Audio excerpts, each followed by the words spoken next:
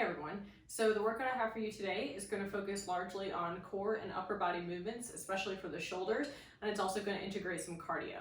So as you can see in the description of today's workout, we're going to start off the workout with a 10-minute, every minute on the minute style workout where we do one weighted Turkish getup on each side of the body. Now, an every minute on the minute style workout means that we're going to start a timer for ourselves, and as soon as that timer begins, we're going to perform one repetition of a Turkish getup on each side of the body. However long that takes us to do, let's say it takes 35 seconds to do each side, we're going to rest for the remainder of that minute, and then we'll begin again on the top of the next minute. The second portion of today's workout is where the cardiovascular component comes in. We'll be doing a 15-minute AMRAP, or as many rounds and reps as possible, of a sequence of exercises, starting with 5 Pike Pushups and then 10 Sprawls. Then we're going to do 15 crab walk steps where you pick the direction, whether it's forward or backward, and then finally 20 diagonal mountain climbers. So starting with our Turkish getup, remember that a Turkish getup is a total body exercise. It integrates a multitude of muscles to perform the movement, including the core, as well as activating hip mobility and hip stability, activation through the glutes, and of course the overhead stability that comes with the component of holding a weighted object overhead. Now to do a Turkish getup, it involves a sequence of steps. So as I demonstrate it, I'm going to try to break down the steps for you so that hopefully you can see everything clearly and also understand how to transition from step to step to perform the movement correctly. So the first thing that you want to do to perform your Turkish getup is to get an object of weight to use for the movement. Now you can use a dumbbell or kettlebell for this if you have access to gym equipment.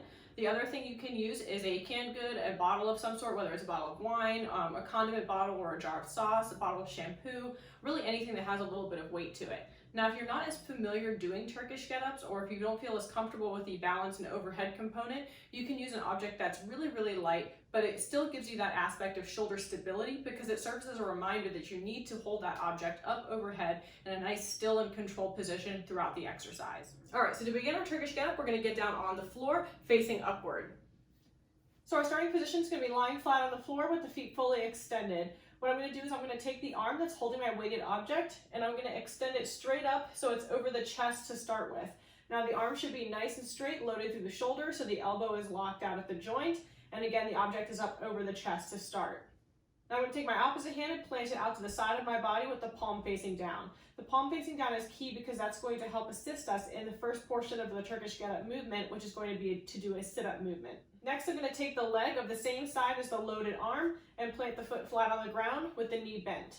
So from here I can begin my movement. I'm going to start with the sit-up motion. So I'm going to press just slightly through that palm of the extended arm out to the side, and I'm going to sit all the way up until my upper body is vertical, and now that weight has extended up overhead.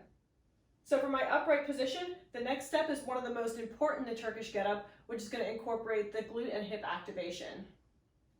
So I'm going to squeeze through my glutes to bridge my hips up toward the ceiling as high as possible. And then my next step is going to be to take that front leg that's currently extended and sweep it through my body to a kneeling position with the knee aligned under the hip. Next, I'm going to push off the hand that's currently on the ground to align my torso vertically over the hips, and the arm still remains extended as you can see. In my next step, I'm going to come up to a standing position by placing most of my weight through my front leg and pushing off my back foot to align my feet together at the top of the movement. Now from here, it's simply about reversing the steps to return back to the floor.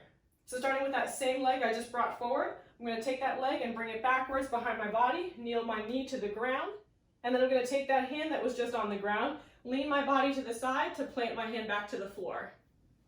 Next is going to come that glute activation, where I activate through my glutes and hips to bring my leg through to the front of my body, and then I'm going to drop my hips to the floor, and then simply lay all the way down and then relax my arm.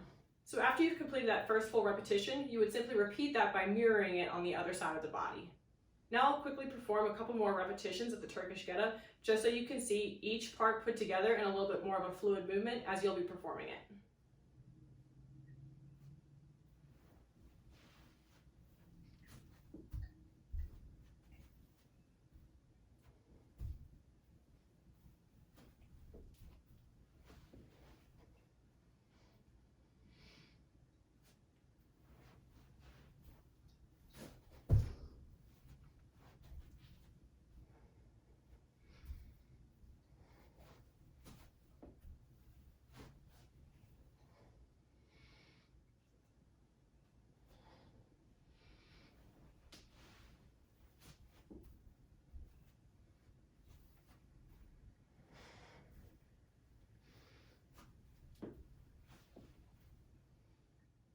that you know what Turkish Getups will look like when you put it into practice, you'll be all set to do that first portion of the workout, which is going to be that 10-minute EMOM, or every minute on the minute style workout. Now remember that the amount of time it takes you to complete one repetition on each side of the body is going to dictate how much time you have to rest before you perform the next minute or next set of repetitions on each side. Now the goal with a workout like this, with the Turkish Getup, is that you want to pace it so that you're not rushing or speeding through the movements. Remember that a Turkish Getup is all about total body control and efficiency of the movement while maximizing the utilization of multiple parts of the body, as well as different elements of fitness, including balance and stability, as well as strength. And remember again, if you're hesitant to use an object that's of a heavier weight to perform the Turkish Getup, just use something that's light enough that you still enact that shoulder stability and the mindfulness of keeping that arm extended overhead and close to the body throughout the movement. All right, so next we're going to move into the movements that are going to comprise our 15-minute AMRAP, or as many rounds and reps as possible, portion of our workout. So this circuit style portion of our workout is going to start with the Pike Pushup for 5 repetitions. Now, Pike Pushup is a great variation of a traditional bodyweight push-up that focuses more on a vertical press motion, because we are pressing our body weight upward off the floor directly, similarly to as if we were pressing a weight straight up overhead from a standing position. Pike Pushups also promote some hamstring flexibility when we put them into practice, because they require us to be in a position where our hamstrings are more lengthened in a more vertical position than a traditional push-up. So to set up for our Pike Push-up, we want to start with placing the hands flat on the ground and then backing the feet up so that we're still on the toes. Now, if you have the flexibility, you may be able to actually plant your heels and still keep your legs straight. I, however, cannot. But you want to try to form a V shape, or an upside down V shape with your body. So my head currently is positioned so that the crown of my head is aimed right in between my 2 hands. From here, I'm going to keep my legs as straight as possible while I bend at the elbows to drop the crown of my head to the floor and push back up to full extension.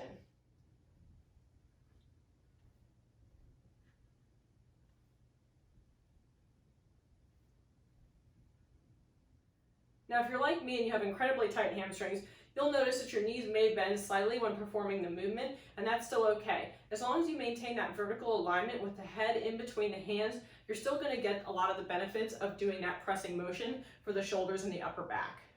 Now, a great scaling option for a Pike Push-up is a regular push-up to a downward dog movement. This is going to be a great way to incorporate the pressing motion of the push-up and still maintaining some of the hamstring flexibility that we would get in a Pike Push-up by shifting back into that downward dog. Shifting back into the downward dog position is also going to give us an opportunity to engage the shoulders in terms of shoulder stability by aligning the head in between the hands. But it serves as a great way to modify this movement if you're not quite ready yet for the strength for the vertical press itself. So to perform a modified version of the Pike Push-up, we're going to start by placing our hands on the ground, backing our feet up to a normal push-up position. So the body should be aligned in a nice straight line. We're going to simply bend at the elbows to drop the chest to the floor, push back up, and then we're going to shift the weight back so that the ears come right in between the biceps into a downward dog, and the legs should be as straight as possible. From here, we're going to shift back forward to that plank position, drop down for the next push-up, and then repeat.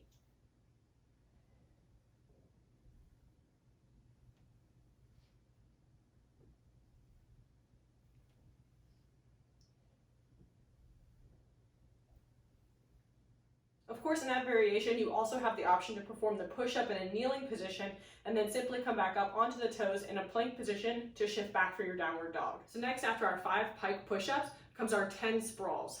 Now, a sprawl is essentially a burpee without a push-up, so we won't be lowering the body all the way to the ground for this version of the movement. So to set up for our sprawl, we're going to hinge from the hips to place the hands on the ground, jump the feet back to a plank position, keeping the core engaged so the back stays nice and straight and supported.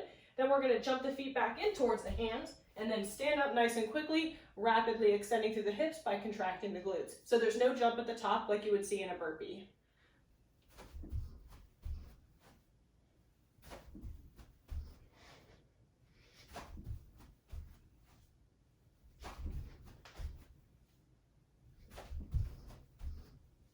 Now, because a sprawl doesn't require a jump upward at the top of the movement, it is a little bit lower impact than a burpee, but if you're looking to reduce the impact even more, you can do a step sprawl. So for the step sprawl, I'm going to simply step into and out of each movement rather than jumping my feet back and forth.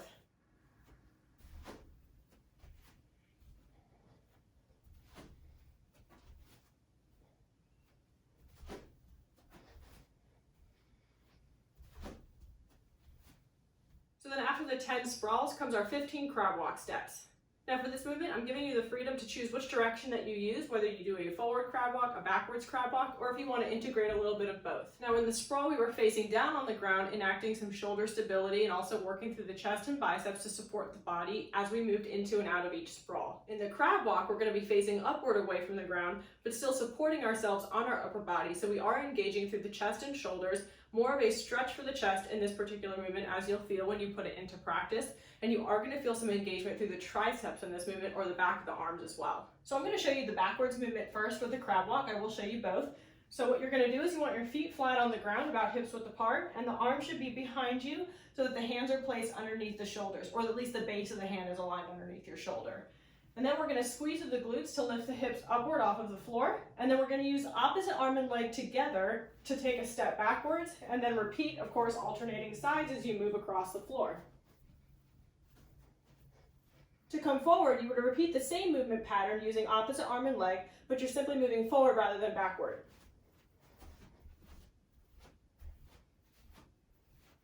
In a crab walk, you want to try to keep those hips up as high as you can while you're performing the movement. That's going to give you some good activation and mobility through the hips and glutes, in addition to supporting those upper body structures as well, as we get the shoulder activation by supporting the weight of the body up on the palms and the feet.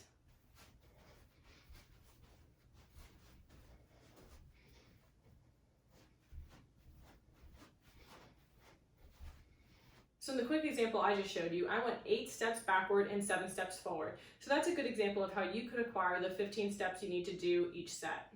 Finally, after the crab walk comes our final movement, which is our 20 diagonal mountain climbers. So in the mountain climber position, we're going to be facing downward on the ground, supported up on the palms, similarly to how we were when we moved into and out of each of the sprawls that we did earlier. The diagonal mountain climbers, though, are not only going to be a great opportunity to further engage the chest and the shoulders by supporting the body in that plank-like position, but we're also going to increase the core engagement involved in this particular movement, while also incorporating some cardio. So the cardiovascular element of the diagonal mountain climber is, of course, incorporated through the speed at which the movement is performed, because it is meant to be performed in a rapid succession of bringing the knees inward towards the lower abs and the chest.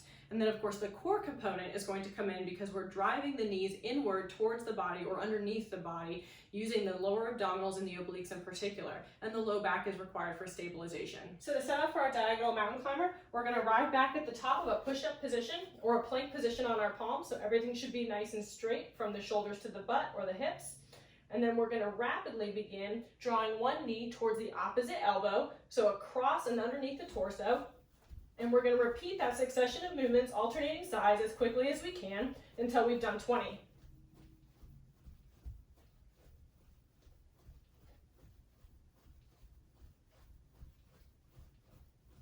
So as you're performing the rapid movement of the diagonal mountain climbers, you want to be conscientious to keep your upper body portion of the movement nice and controlled.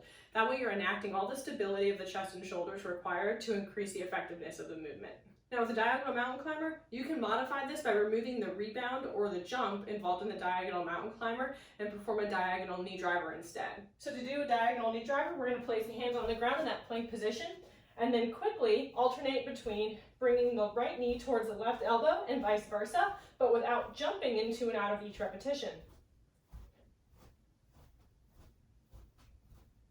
So after you've pre-fatigued the core and the shoulders a good bit, practicing those Turkish get-ups earlier in the workout, enacting total body control to perform those movements, it'll be a great challenge for you to see how many rounds and reps you can get in of these 4 movements in the 15-minute AMRAP circuit portion in the second part of today's workout.